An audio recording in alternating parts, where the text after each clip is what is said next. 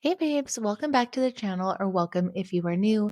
My name is Brandy. I'm the host of the Be Real Babe Show, a spinoff of the Be Real Babe podcast. And today, you guys, it is time to keep up with Canada. And I have three stories for you guys today, two that are concerning Canada as in a whole. And the third story, of course, it's concerning Canada, but it's more focused on an update on the kids in Nova Scotia that went missing a couple months ago that I talked about on the show.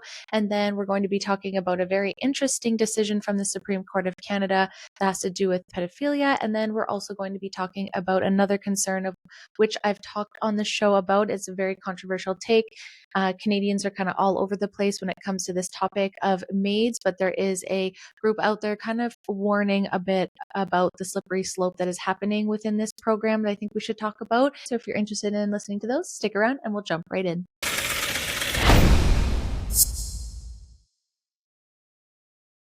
Okay, guys, if you're watching this live, it is Monday. Happy Monday. Hope you guys had a great weekend. Hopefully, you had a fun Halloween.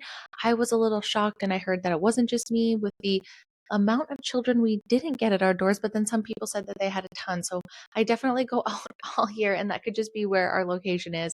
And we got about 17 kids, and normally we have between 30 to 40, depending on the weather.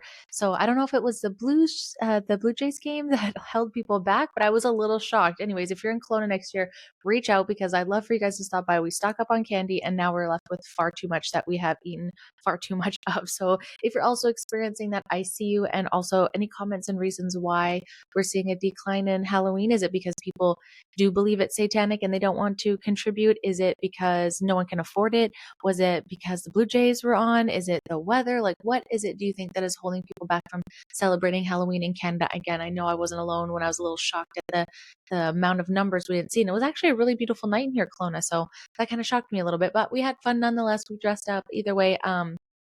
But yeah, so I hope you guys had a good Halloween weekend. Now we're starting our Monday with some conversations that need to be had here in just my opinion. So, like I said, three stories today. The first one, I'm going to catch up with the missing kids in Nova Scotia. There's a little update there that I wanted to bring you guys. And then we're going to jump over to a topic that affects everyone in Canada here. It's MAiD, medical assisted in dying, for those that don't know, or essentially euthanasia. This is a very nuanced conversation here in Canada. And I have talked about it before, I believe more so on the podcast versus on this YouTube channel here. But either way, it's something that I've talked about on either one for the last several years. And I think we have to continue having the conversation, even though it is super uncomfortable.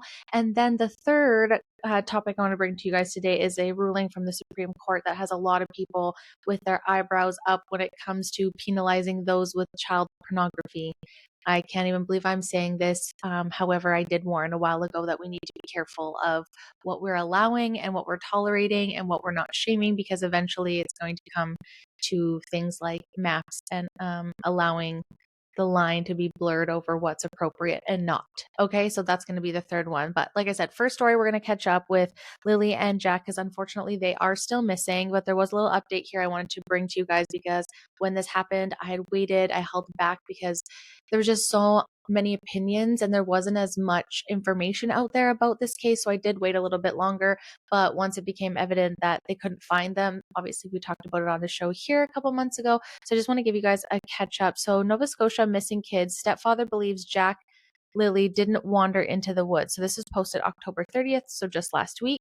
The stepfather of two Nova Scotia kids who have been missing for close to 6 months says he doesn't believe the siblings are in the woods near the family rural home.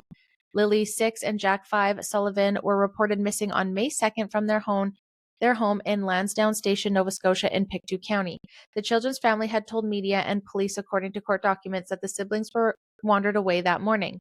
The two kids remain missing despite extensive searches by various agencies, the use of cadaver dogs, and RCMP combing through 860 tips, 8,600 video files, and forensic testing. I believe at this point in the case that they're not in the woods and they didn't wander into the woods, says Daniel Martel, who was in relationship with the children's mother, Malaya Brooks Marie, and lived at the home with the children. Speculations run wild. I'd like everyone to know that I'm working with the RCMP Major Crimes Unit almost every day just to figure stuff out. And, again, like, I can agree that sometimes, not sometimes, all the time, if I'm being honest, the internet does go a little bit wild. But I think what happens is because there's so many gaps in the story.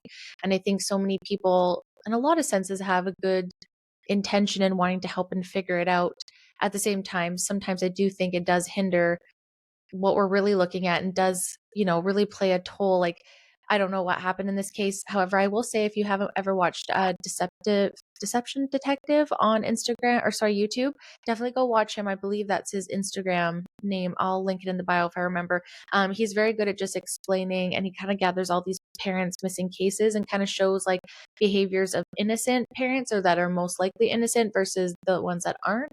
And there's just some things, and I'm not saying that's happening in this case exactly, but that's where situations, where there's behaviors that are known for innocent and guilty people and parents in these situations. And when there's no answers and nobody really knows, and you're searching everywhere, you're looking everywhere, and you're not finding answers, obviously you're going to come to some conclusions, because like how does this happen, right? It's not very common that this happens, but it's sometimes played off to just be like, well, they're just missing, okay, but how does that happen? In September, 2 RCMP police dogs specifically trained in human remains detection were brought to search in 40 kilometers area near the home. Earlier this month, RCMP said the dogs did not find any remains. Martel had previously told Global News that police administered a polygraph test on him, which he said he passed. RCMP have declined to confirm or deny this. He said he remains outspoken on the case and says many view him as a loose cannon, but he wants to keep the public informed. I don't know if I'm the best voice to be speaking for Lilly and Jack, but I'm still going to do it anyway for the kids, he said. I just think with all the accusations and allegations thrown out there, and people don't see me as the most liked person, I guess, hatred runs wild and speculations run against me. Which, I mean, exactly, very true. And I've seen that a few times. And I'm not saying in this case at all. I'm just saying I have seen that, where there's been, the internet gets hold of a story, it blows up, and then you don't get all of the story. And then some people side with people pretty aggressively. Sometimes I like to just take a back seat and wait, just because the loudest and first to report the story doesn't always mean that's the true story. You know what I mean? You sit back, and same with this. I want to sit back, and there was a lot of speculation in the comment sections about happening. And I guess that's just because people, again, there's missing information, and it just doesn't make sense. If you scoured the ground, they, obviously didn't wander away. They couldn't be walking that far. They're very young. It's very vegetation-y, like it's not necessarily just flat. Like, I know for a lot of people that don't live in Canada, maybe don't understand, but the forests here aren't, they're intense. It's not like they're just flat, and there's not a bunch of bush and broken down trees and all that. Even if the kids are versed, so they're still too young. So, it's kind of hard, because there's nothing indicating that animals took them. There's nothing indicating that, that they led anywhere. So you do have to think an abduction, or someone took them, or you know what I mean? Like, it's hard not to think that way, but I can also understand the speculation does get intense, and I don't like to accuse anybody of everything. That's why I say alleged, or things look weird, but we don't know until we know, and we just have to do our best with the information we have. And I understand where a lot of people's hearts are. They just want to solve the case. But I can understand where that does take a toll, especially if these individuals are innocent, and all you're trying to do is be like, look, I'm trying to help. But, at the same time, not saying him, but there have been people that have been involved very closely to solving cases, or trying to be close to the people solving the case, so that they can kind of guide and know where things are happening, so they don't land in front of them. A vigil was held Wednesday night outside the RCMP detachment in Stellarton, Nova Scotia, to mark Jack's 5th birthday, which Martel and some other relatives attended. Everything I do is for the kids. I didn't miss the first vigil, and I will definitely not miss this one, he said. Definitely not on Jack's birthday, an important date for everybody over the last 6 months. I wouldn't miss this for the world. Martel said birthdays were always full of laughter for the children, and a sense of joy is missing this year. There was always laughter in the air, and they were always so excited for everything, he said. Now you come home, and it's not fun. It's just silence, and that's a real burden, not just on me, but on Malaya, too. Vigil organizer Kent Colbert said that the prayer vigil was an opportunity to bring community together in a show of support. We can let the family know that Pictou County and Nova Scotia is behind and beyond are not going to rest until we find answers to bring Jack and Lily home. The children's maternal aunts Cheryl Robinson and Haley Ferdinand were also at the vigil. Ferdinand said that the accusations and speculations in the case have been difficult for the family and cruel, in addition to the pain of not knowing where the kids are. Absolutely miserable. It's a nightmare that I wish we could just wake up from, and I wouldn't wish this on anybody, she said. Everybody is desperate for answers, but so are we. It's frustrating. It's very frustrating, Robinson added. Robert Parker, the warden of the municipality of Pictou County, said the children's disappearance has been weighing heavily on the whole region. It takes a village to raise a child. Well, it also takes a whole country to protect these children. We've seen the pictures of little Jack and little Lily so often now, our hearts ache. We want to do something. Everybody wants to do something to help, but there's very little we can do. We have to rely on the RCMP. That's their jobs, but people need answers. He cautioned against speculation and urged people to stick to the facts when it comes to spreading information about the case. He too admitted he didn't believe the kids were in the woods either. God bless the search and rescue people, but they've had so many people walk and they've had the cadaver dogs in and they've got the helicopters and everything. The majority of people that I talk to do not believe the little ones are in the woods. And that's, kind of at this point, like maybe. And there's still, obviously, you want to hold out quote unquote hope, but I don't know. I don't know what that answer is then. What's the alternative? I hate to say this, did they get trafficked? Did they end up in a situation? I don't know what else it is. I do find in this situation, though, the mom is very quiet and hasn't said much. Obviously, she's posted it sounds like she's posted a few things and kept back, where he's just like, the stepdad is completely involved. So they've both taken a very different approach to it, and they're obviously not together anymore. So it's very interesting. It's very sad that we're still looking at this, months down the road. We're going into winter, which over in Nova Scotia is definitely, from my understanding, colder year round. But nonetheless, it's just going to get colder as we all approach winter. So very, very much wishing that we could just find the answers here, but very trying to put my hope in. I'm hoping that there's some answers that could be found, putting faith, hopefully, in the RCMP to be able to find stuff. But if anybody knows anything, again, please, I'll put their picture up here. Again, I'm sure most people have seen it, but it doesn't hurt to screenshot it one more time. Just keep your eyes out. You never know, especially 5 months down the road, you never know where you could find them across the world, right? So just keep Lilly and Jack in your prayers, and hopefully we find answers soon. And I'll obviously keep you guys posted as I hear about more. And if there's something positive, for sure, I'll be out reporting on it right away. Okay, so let's go to the next topic. So this article that came up, but it wasn't the article that flagged me about this, because the woman that had spoke, she's someone that I followed on social media. She is a war vet, and she's been speaking against MAiDs for quite some time. So I definitely follow her, especially because as of late, as we all know, if you've been following my show or the podcast, you know that I think that we're going a little too far with this program. And I'm just curious, when we decide, is a line of humanity and hope versus being told that it's just better if you left this world. Again, I know this is a hot topic, and I would like to, right off the bat, before I continue this, as I've messaged before, I understand end of life. That has never been a problem here in Canada. Nobody has really had a problem with MAiDs in this country when it came to legitimate end of life. But now the lines are getting extremely blurred when it comes to mental health, when it comes to homelessness, when it comes to addiction, when it comes to mindful minors. What does that mean? They're really pushing and offering this program almost with the diagnosis instead of treatment. I think that's where most people are coming concerned. And this is where this one vet is speaking out, because obviously, being in the military or anything like that, you're going to have to need some mental health support, especially if you've been deployed.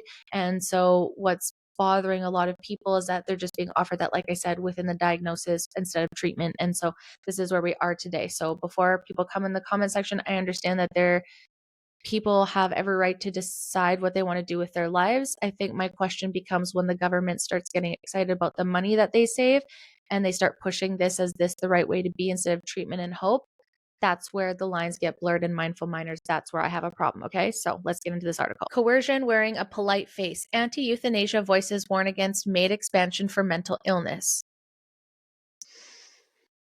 So this was also published on the 30th. Oh, I've got a theme today of the 30th. Combat veteran Kelsey Sharon told an Ottawa news conference she joined the Canadian Armed Forces at 18, knowing she might die for her country, but she never imagined her own government would one day offer to help her do it. Behind closed doors and quiet conversations, veterans are being offered a medical assistance in dying, not therapy, not recovery, not support, but death, she said. When somebody's drowning in trauma and desperation, that's not a choice, that's coercion with wearing a polite face. The former artillery gunner and mental health advocate spoke at a Euthanasia Prevention Coalition news conference with other anti-euthanasia voices, calling on MPs to support legislation blocking the expansion of medical assistance in dying, MAiD, to people suffering solely from mental illness. Bill C-218 is a private member's bill introduced in June by Conservative MP Tamara Jansen of Cloverdale, Langley City area. The bill would permanently exclude mental illness as solely qualifying condition for MAiD. Sharon, who served in Afghanistan and lives with post-traumatic stress disorder, traumatic brain injury, and major depressive disorder, pointed out several incidences of veterans seeking help instead of being offered medical assistance in dying, not therapy, not recovery, not support, but death. This isn't compassion, she said. It's moral rot disguised as mercy. Veterans are being told their lives cost too much money. That's not healthcare, it's surrender. Gordon Friesen, EPC's president, said the coalition's message was simple: no euthanasia for mental illness. The government's plan to expand MAiD is to make it available for individuals whose only medical condition is a mental disorder. Friesen said that would violate the original safeguards promised when Parliament legalized assisted dying in 2016. MAiD was only to be for people who are dying, only for adults, and only for those able to truly choose. Unfortunately, all of these promises have been broken. Friesen warned that allowing MAiD for people with psychiatric disorders destroys all notion of MAiD as an authentic patient choice. Since mental illness can directly impair judgment and decision making. He cautioned that once the door is opened, other vulnerable groups such as children or people with dementia could follow. EPC Executive Director Alex Schanberg said the coming change should never be considered. He said Bill C-7 passed in 2021 removed the requirements that a person's death be reasonably foreseeable and laid the groundwork for extending MAiD eligibility to non-terminal illnesses. Although Parliament has twice delayed the mental illness provision, it's now set to take effect in March 2027. The expansion remains law. This undermines the whole concept of whether someone can properly consent, Schanberg said. Whether they are truly consenting, whether they are of their right mind, and whether there are alternatives for them. And again, that's when do we stop this slippery slope? When do we stop? And again, the messaging isn't necessarily they're facading as compassionate and care, but at the end of the day, the government in the background is getting excited for how much money they'll save, not only on veterans, but all of the benefits that elders in Canada are supposed to come into. They'll save money if they're no longer here. It's sad and gross, but you can find this stuff. Definitely go look for yourself. Don't believe everything I say, but I have seen these things and these reports where people are saving money. Again, if you go watch this clip and you go find her, Kelsey Shireen, I'm so sorry if I'm butchering your name, awful with names, but if you go find her, you'll find her on social media. She has her own podcast and she speaks out about this quite often. I think just go listen to her whole testimony because she is around veterans that are saying these things, and it's so interesting how we scream about what's mental health and what's important, but instead, again, of supporting people with mental health, we want to just be able to offer them to just end their lives, which is important to me. We should be spending a lot more on helping people with mental health issues versus just telling them that they have no hope and they should take MAiD. That's just my personal opinion. Montreal family physician Paul Saba, who has long opposed euthanasia, said people requesting MAiD because mental illness cannot make a free and informed consent. The desire to die in most cases is a symptom of mental illness such as depression. This is not compassion, it's a failure of care. Dr. Saba called on MPs who truly value life to support Bill C-218 and reject any future expansions. According to the federal government's 2023 MAiD annual report, 15,343 Canadians died through MAiD that year, up nearly 16% from 2022, accounting for 4.7% of all deaths nationwide. Federal data and academic reviews show that loneliness and social isolation were cited as contributing factors in nearly half of all terminal MAiD requests. Schanberg said that those figures reflected a deeper problem. When we start offering death instead of care, we stop being a compassionate country, he said. Completely agree. Again, I just want to know where we went from being compassionate at end of life and seeing people suffer to then now going to the vulnerable. At what point does that stop? And I'm not everyone says, oh, you're crazy, you're crazy. Okay, this was 2016, you guys. It's not even 10 years later and we're already, and Quebec has been pushing this for a while. This has been on the table for a while. Push. Well, 2027, it's now becoming law potentially. We need to be worried about this now. I just don't know when it become the country's MO to tell people to die versus having care or even trying. What are the resources? Who gets to decide what resources? You tried all resources, but have you been given all the resources? Because it sounds like from a lot of people, no. And you can't, again, just throw medication at people and hope that that's going to cure everything. It doesn't. And this is another form of them just doing that. And then telling people that they're a bane. You hear people's now, their rhetoric is that I don't want to be a bane to society or my family. And that's really been pushed. And it makes me really sad because that is something that the government and certain professionals are pushing. And again, it's being wrapped up in this beautiful bow that it's with compassion. And I just don't know that that's compassion personally. People with terminal illness, every end of life. And again, I guess it depends on what you think spiritually. And for me, I just know that I can't do that spiritually, that I have to die in my life naturally, and not be the one that chooses that. That's just my personal belief. I understand that's not everybody's. But it does make me sad that that isn't everybody's, and I understand that to a degree. I just also don't know why we're so excited about saving money on that. If people don't understand, that's kind of a weird thing that they're making old people feel like they're a bane to society and that they're a strain, and that they can't afford to be taken care of. And if they are sticking around, they're just going to have the worst life ever. And now we're just hearing that we're going to have to sacrifice more. What are those elders now feeling? I'm sure it sounds a lot easier in their mind. They've been kind of conditioned to now believe that just taking this will be more compassionate for everybody around them, including them, and they get to decide. And I just think that's a little scary. I just think it's a little scary. I know that's not a popular opinion, and I'm sure I'll get hated on the comments, but that's just my personal opinion. This is scary. And I think about myself when I was in my most mental health, the lowest I've ever been, and doing drug addiction and all that. And, if this was as easy as just signing up for it back then, I don't know. I think of all the individuals that have attempted and didn't make it, and they're so happy that they're alive. And in these situations, that doesn't get to happen because it's medically being done. There's no going back from that. And that just kind of scares me, because instead of focusing on bringing a better quality life and care, we're focusing on how we can expand this. And, I've heard several times too that that's going to extend to families with disabled children and the parents being able to decide that. And I don't know.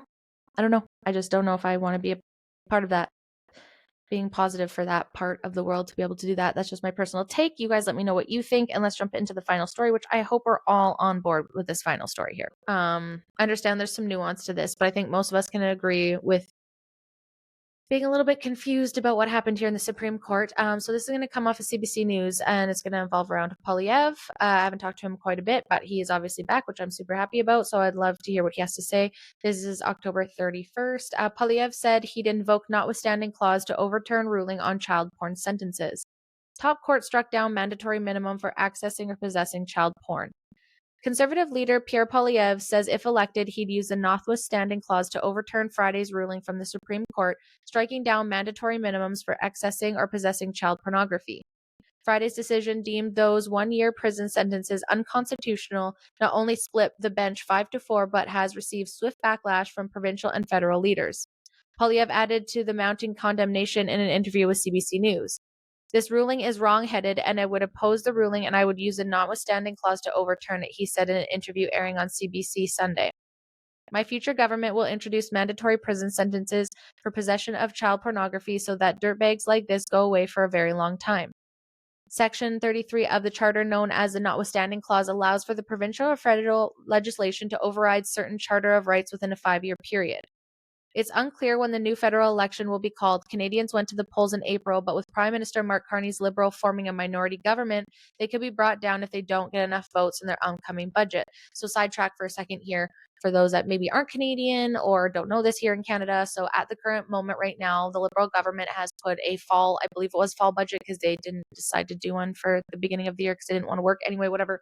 And it has got a massive amount of spending to the point where I've talked about before that a lot of people are waving the flag saying this is too much, and a lot of people are not signing it. Now, because Mark Carney has a minority government, it doesn't matter if everybody in his minority government signs for this budget. They still need other people to sign it for it to go ahead. If not, then from my understanding, it will then trigger a non-confidence vote,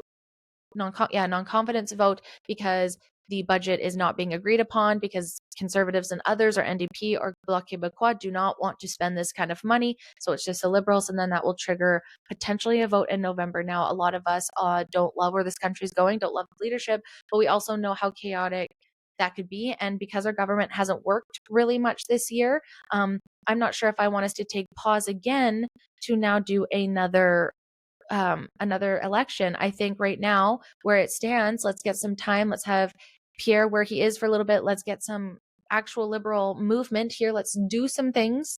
Okay, we're giving you time to breathe, and then maybe next year we can look at that. I really don't think now's the time. I think they just need to trim back some of the spending and move forward and continue, but I digress. It's probably going to happen. The Supreme Court was asked to weigh in on the appeal from Quebec involving two separate cases involving child pornography offenses. In both cases, the men pleaded guilty to having hundreds of images of children, in one case as young as 3 years old, and being abused. Both of them challenged the mandatory minimum sentences for their crimes, arguing they were unconstitutional because they could lead to grossly disproportionate punishment. The sentencing judge in Quebec decided in their favor, and the Crown appealed all the way up to the Supreme Court. Quebec! What's going on? Why are you guys all for like extending MAiDs and like extending grace to pedos? I'm not allegedly. I'm not saying everybody there. I'm just saying. Lock them up and throw away the key, Polyev. The question before the Supreme Court was whether the 1-year prison sentence for accessing and possessing child pornography set out in the criminal code violated the Charter of Rights and Freedoms, which protects against cruel and unusual punishment. The top court said it was only weighing the constitutionality of the mandatory minimum sentences and not whether the sentences imposed on the two men were appropriate. Writing for the majority, Justice Mary Moreau argued that a range of circumstances that could lead to convictions of possession or access to child pornography. They capture both the well-organized offender who, over the years, has accumulated thousands of files showing prepubescent victims and the young 18-year-old offender who one day keeps and views a file showing a 17-year-old victim that was sent to the offender without them having requested it, the decision read. Morrow wrote that in the age of digital communication, the last scenario is not uncommon. I don't disagree with that. Polyev said the Supreme Court needs to get away from these imaginary scenarios. Their conclusions actually should have been that the sentence should have been met much more than the 1 year, 9 month, and the 2 dirtbag offenders received. Frankly, if I had my way as a father, I would lock them up and throw away the key. Pause. Well, I totally agree that the dirtbags need to go, 100%. I do understand that this like 18 to 17-year-old thing, even though beyond that, beyond 1 or 2 years, yeah, do have to question, because I can understand you were 16 dating someone that was 18, he graduated, I do understand that. I do. I understand, like, you can't really say that kids can do whatever they want, and then, but at the same time, I imagine if we can explain that situation that you wouldn't be charged. It would be clear that you had a relationship. Now, I would say that if you got texted an explicit message from someone that you shouldn't have, you should delete it, and you shouldn't keep on to that because you just don't know where that's going to be. Persons shouldn't have sent it. You should also not look at it. I also think there's something like that. Do you need to go to jail for a year? No, but I'm sure that then that doesn't fall in the child pornography thing where, there's got to be some intentionality. Again, I don't know, but I understand where they're coming from. At the same time, we're just going to then forget all of it, throw the baby out with the bathwater, and not let people have at least that minimal of charges. And I'm sorry, I think people would have more faith if they thought that people were actually being charged properly. But a lot of people don't think that they're being charged properly. A lot of women don't feel like they're being protected, and men, from the court system. So there's that. Smith, Ford, Moe condemned this decision. Writing for the dissenting voices, Justice Richard Wagner, Suzanne Cote said they would have allowed the appeal. The censure of society and the law must be reflective consistently and rigorously in the sentences imposed on the offenders who are guilty of sexual offenses against minors, they wrote. Throughout the imposition of more severe sentences, the justice system expresses society's deep and rightful indignation. Other conservatives were also swift to condemn the majority decision. Ontario Premier Doug Ford called the government to invoke the notwithstanding clause. Oh, Doug, me and you have words, but I'm glad that you're standing on this one. These people are predators, disgusting scumbags who prey on children, belong behind bars for the rest of their miserable lives, he said on social media. The notwithstanding clause was designed to protect the will of the people. Calling the majority decision outrageous, Alberta Premier Danielle Smith also called for the notwithstanding clause to be used. The possession of child pornography is heinous crime, and at even a 1-year minimum sentence is already far too lenient. Agreed. If you ever wonder why I'm so adamant that elected legislators, not unelected judges, should be the ones making the laws, read this story he posted. It's not the first time Polyev has vowed to use the controversial clause to override the Supreme Court. During the spring campaign, he promised to invoke the clause to impose consecutive life sentences on multiple murderers. The top court ruled in 2022 that imposing consecutive life sentences violates an offender's Charter of Rights. The clause has been used to the provincial level, including Saskatchewan, Quebec, and Ontario, but no federal government has ever pulled the legal lever. I get it again, but I don't get it because, again, you're harming children. And I can understand the argument for teenagers that, grow together and there's that then difference. But outside of that, I don't get it. And I think it's okay to be okay with that, personally. Sue me. And I understand that there are exceptions to every case. I get that. But I think that it's fair to over scrutinize from how gross the world is and how many gross people do these things. I think it's better to err on the side of caution, just in my opinion, because I've been that young dumb girl and I totally get it. And I was so silly in my early 20s and I really thought I understood stuff and I don't. So I think trying to protect minors is not a bad thing, and it's crazy that some people got upset, and I'm sorry that I don't have the same opinion that criminals and pedophiles deserve to have just as many rights as people that don't do things like that. No, you need help. That's the right that you should have. You have the right to get help and to get better and figure out what's wrong with you, because that's not normal. And I'm sorry, I think we need to at least continue shaming people that do bad shit to children.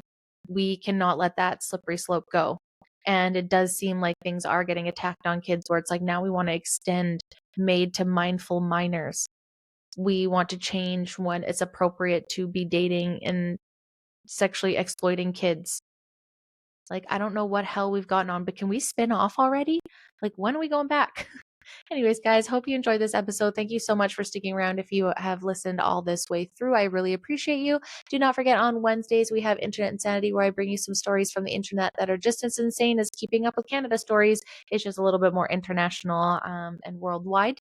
And then on Fridays, the podcast of Apple, Spotify, or Rumble, where you can hear amazing interviews with amazing guests. Last Friday, I talked about Halloween with my babe Hales. And this Friday, I'm going to be talking about my drug experience and my girlfriend's drug experience. We are not promoting drug use. When we were teenagers and how we've got out of that and are just old, decrepit ladies now in our 30s. That's an amazing episode that's coming up this Friday. Thank you guys again for listening. Don't forget to like, subscribe, turn on notifications, and you can find me on TikTok or Instagram at the Be Real Babe or the Be Real Babe podcast. Until the next episode, guys. Bye.